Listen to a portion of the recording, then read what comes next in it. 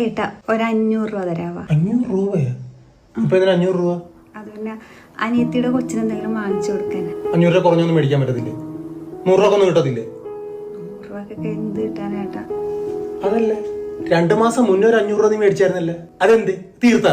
അതിനെ കണക്കൊന്നും നീ പറഞ്ഞില്ലല്ലോ. അല്ലേട്ടാ, അത് ഏട്ടൻ തന്നെ എന്റെ അടുത്ത് ഒരു പ്രാവശ്യം 200 മേടിച്ച് പിന്നെ എന്തോ കാര്യത്തിനൊക്കെ അതൊക്കെ എഴുതി വെച്ചിട്ടുണ്ടോ? നീ എഴുതി വെച്ചിട്ടുണ്ടോ? എഴുതി വെക്കണം. വളരെ കഷ്ടപ്പെട്ടുണ്ടാക്കണ കാശാണ് 500 രൂപ. അങ്ങോട്ട് ചോദിച്ചൊക്കെ 500 രൂപ വെച്ച് 2 മാസം മുന്നേ 500 കൊടുത്തതാണ്. അതിനൊരു കണക്കുമില്ല നോക്ക്. എന്നാ പിന്നെ ഞാൻ ജോലിക്കും പോകാനുള്ളൊരു കോപ്പിനും പോണില്ല. നീ ജോലിക്ക് ഇവിടുത്തെ കാര്യം നോക്കൂടി. അമ്മ ഒറ്റക്കല്ലേ ചെയ്തോട്ടെ? എന്നാ നടക്കില്ല കേട്ടാ. ചുമ്മാതെ അല്ല നിന്നെ കെട്ടിക്കൊണ്ടു വന്നിരിക്കണത്. ഇവിടുത്തെ പണി മൊത്തം ചെയ്യാൻ കെട്ടിക്കൊണ്ടു വന്നിരിക്കണത്.